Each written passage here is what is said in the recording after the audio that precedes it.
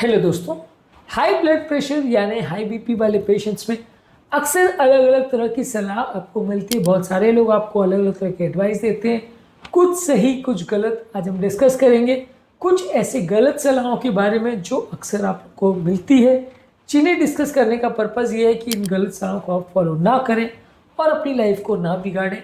ये इस टॉपिक का सेकेंड पार्ट है। फर्स्ट पार्ट में कुछ मिसकंसेप्शन, मिथ्स या रॉन्ग एडवाइसेस पर हमने बात करी थी। आज उसी डिस्कशन को कंटिन्यू करेंगे और कुछ और मिसकंसेप्शंस या मिथ्स पर बात करेंगे। टॉपिक पर जाने से पहले जो लोग हमारे चैनल पर नए हैं उन्हें रिक्वेस्ट करूँगा कि चैनल को सब्सक्राइब करें, वीडियोस को लाइक करें, शेयर करें, फॉलो करें, कमेंट करें, पूरा देखें। टॉपिक इंपॉर्टेंट है, एंड तक देखिएगा। चलिए शुरू करते हैं पॉइंट। सबसे पहला, कुछ लोग को लगता है कि हर बीपी की मेडिसिन सेम है। At the end of the day दवा का पर्पज़ ये है कि बीपी कम होना चाहिए, चाहे कैसे भी हो, इससे कोई फर्क नहीं पड़ता। ऐसा नहीं है। हर अलग अलग व्यक्ति की अलग अलग रिक्वायरमेंट्स होती है, बॉडी की अलग अलग बीमारियों के हिसाब से उसकी दवाइयाँ कौन सी उसके लिए अच्छी है, कौन सी बुरी, इसका निर्धारण होता है। अगर हम हर व्यक्ति को एक ही तरह की दवा देने का प्रयास करेंगे तो ये गलत होगा।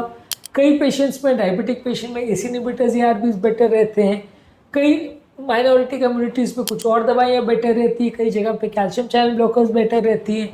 कई लोग को अगर हार्ट फेलियर होता है तो वहाँ आर्नी देना पड़ता है या इलेक्ट्रॉन देना पड़ता है। तो ये दवाइयाँ अलग अलग केस में वेरी करती है। ब्लड प्रेशर की चॉइस जो है, क्या पेशेंट की प्रॉब्लम्स है उस पर डिपेंड करता है, ना कि इस पर कि एक दवा आप सबको दे दोगे तो ब्लड प्रेशर कंट्रोल हो जाएगा। ऐसा नहीं है।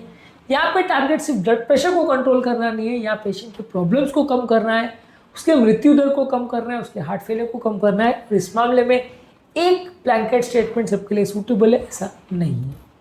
इसके अलावा कुछ लोग को ऐसा लगता है कि यदि अगर हमारा ब्लड प्रेशर नॉर्मल हो जाए तो हम दवाइयों को पूरी तरह बंद कर सकते हैं, लाइफस्टाइल चेंजेस को भी बंद कर सकते हैं, पर ऐसा सोचना गलत है।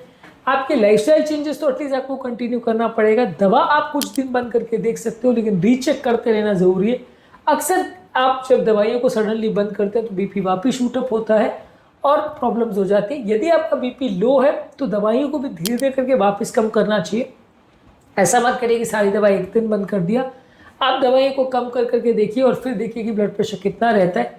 यदि सारी दवाइयों को बंद करने से धीरे धीरे विड्रॉ करने के बाद भी बीपी मेंटेन रहता है तो आप बशर्ते दवाइयों को बंद कर सकते हैं। लेकिन अब्रप्टली आपको ऐसा लगता है कि ब्लड प्रेशर मेरा नॉर्मल आ गया, आप सब दवाइयाँ बंद कर दो, तो ये नुकसान होगा। हाँ, डेफिनेटली अगर बीपी बहुत लो है तो काफ़ी दवाइयों को एक बार आपको बंद करनी पड़ेगी। अगर 90-80 से नीचे बीपी आ गया तो बंद करना पड़ेगा। लेकिन अगर मान लीजिए आपका 160 बीपी था और 120 आ गया और आपने सब दवाइयाँ बंद कर दी तो बीपी वापस 160 हो जाएगा। और कई बार ऐसा भी हो सकता है कि 160 के बदले वो 200 चला जाए, जो कि जानलेवा हो सकता है। तो इसके लिए आपको ब्लड प्रेशर की दवाइयों को सडनली बंद नहीं करना है और साथ में खासकर लाइफस्टाइल चेंजेस को भी बंद नहीं करना है, उसको कंटिन्यू रखना है और दवाइयों को धीरे धीरे करके बंद करना है ताकि बीपी सडनली ना बढ़े। इसके अलावा कुछ लोग आपको ये बोलते हैं कि यार ब्लड प्रेशर के लिए स्ट्रेस या मेंटल टेंशन ही सबसे बड़ा कॉज है, रिलैक्स करो बीपी अपने आप ठीक हो जाएगा। ऐसा नहीं है। स्ट्रेस डेफिनेटली एक फैक्टर ज़रूर है जिस पर ब्लड प्रेशर डिपेंड करता है, लेकिन वो एक ही फैक्टर है और सारा बीपी उस पर ही डिपेंड करता है। ऐसा सोचना गलत है। अगर आप एक ही फैक्टर को कंट्रोल करके सोचते हो कि आपका बीपी कंट्रोल हो जाएगा तो गलत है। आपको सारे फैक्टर्स पर मेहनत करनी पड़ेगी, सारे फैक्टर्स को ध्यान देना पड़ेगा और एक फैक्टर पर ओवर रिलायंस यदि करते हैं तो आपको उतने अच्छे रिजल्ट्स नहीं मिलेंगे। इसके अलावा कुछ लोग आपको ये सलाह देते हैं कि यदि आपको हाई बीपी का प्रॉब्लम है तो सारी एक्सरसाइज बंद कर देना चाहिए, क्योंकि एक्सरसाइज करने से बीपी शूटअप होता है। बहुत हाई इंटेंसिटी एक्सरसाइज या बहुत ओवर एग्रेसिव एक्सरसाइज करने से कभी कभार आपका ब्लड प्रेशर बढ़ सकता है, जो कि फ़ायदे के बदले नुकसानदायक हो सकता है। लेकिन सारी एक्सरसाइज बंद नहीं करना है। एक्सरसाइज करने से आपका बॉडी वेट मेंटेन रहता है, बीपी, शुगर, कोलेस्ट्रॉल, सारी बीमारियों का कंट्रोल एक्सरसाइज से इंप्रूव होता है। एक्सरसाइज करने से बहुत सारे मेटाबॉलिक प्रॉब्लम्स कम होते हैं, इसलिए एक्सरसाइज करना ज़रूरी है। हाँ, उसको प्रॉपरली मैनेज और मेंटेन करना ज़रूरी है। हाइपरटेंशन वाले पेशेंट में एक्सरसाइज के क्या रूल्स होते हैं, इसको ऑलरेडी हमने अलग वीडियो में डिस्कस किया, इसको भी ज़रूर चेक कर लीजिएगा। इसके अलावा कुछ लोग को ऐसा लगता है कि ब्लड प्रेशर एक सीरियस प्रॉब्लम नहीं है, अगर आपने दवा ले ली तो बाकी सब भूल जाइए, आपको कोई दिक्कत नहीं आएगी। ऐसा नहीं है। दवा लेना ज़रूरी है। दवा लेने से बीपी, शुगर, कोलेस्ट्रॉल से रिलेटेड प्रॉब्लम्स होने का चांस कम हो जाता है, ख़त्म नहीं होता।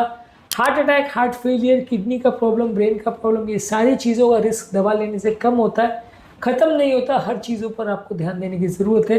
यदि आप लापरवाही करते हैं और बीमारियों के रिस्क को इग्नोर करते हैं तो अक्सर ही बीमारियां कंट्रोलेबल होती हैं, लेकिन जब स्ट्राइक करती हैं तो अक्सर आपको मौका नहीं देती हैं। इसलिए इस बारे में सतर्कता रखना ज़रूरी है, उनको चेक करते रहना ज़रूरी है, नहीं तो प्रॉब्लम्स होने का अंदेशा बढ़ जाएगा। इसके अलावा कुछ लोग आपको सलाह देंगे कि यदि आपको हाई बीपी का प्रॉब्लम है तो चाय पीना बंद कर दीजिए, कैफीन से बीपी बढ़ता है। पर ओवर रेस्ट्रिक्टिव यदि आप किसी का डाइट को करने की कोशिश करोगे और चाय कॉफ़ी बिल्कुल बंद कर दोगे तो वो आपकी डाइट फॉलो नहीं करेगा। दिन भर में 1 से 2 कप चाय या कॉफ़ी पीते हैं, उसमें कैफीन अगर जाता भी है तो उतना फ़र्क नहीं पड़ेगा। बहुत ज़्यादा मात्रा में जो लोग कैफीन लेते हैं तो उनका ब्लड प्रेशर डेफिनेटली बढ़ता है।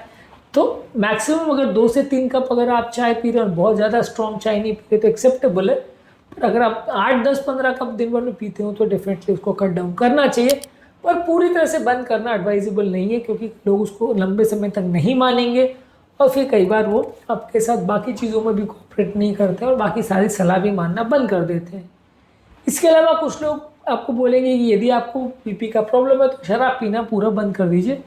देखिए, शराब पीना बंद करने से डेफिनेटली फ़ायदा होगा और अगर आप कर सकते हैं तो डेफिनेटली एक अच्छी एडवाइस है, लेकिन कई बार लोग नहीं कर पाते, खासकर जिनको अल्कोहल एडिक्शन होता है, तो वो आपकी सलाह को मानते रहे। इसके लिए कट डाउन करने की बात करिए, धीरे धीरे करके कम करने की बात करिए। यदि कर सकता है बंद तो बंद करने में भलाई है, लेकिन पूरी तरह से बंद ना कर सके वैसे पेशेंट को ओवर फोर्स करने की कोशिश करेंगे तो वो आपकी बाकी सलाह भी नहीं मानेगा। इसलिए थोड़ा सा उनको प्रॉपर समझा करके धीरे धीरे करके कट डाउन करें तो कई बार ज़्यादा फायदा होता है।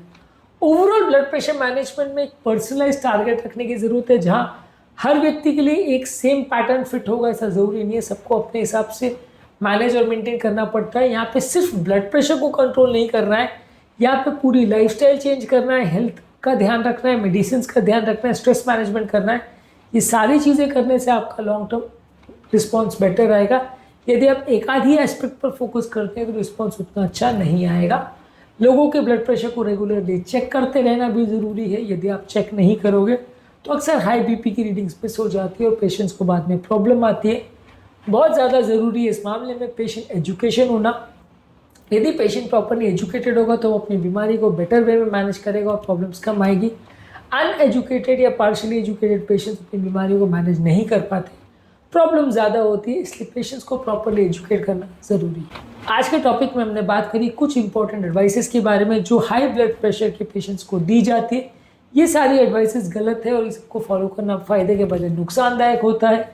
ये सारी एडवाइस में क्या प्रॉब्लम्स है और उनकी क्या इश्यूज़ है इस पर भी हमने बात करी।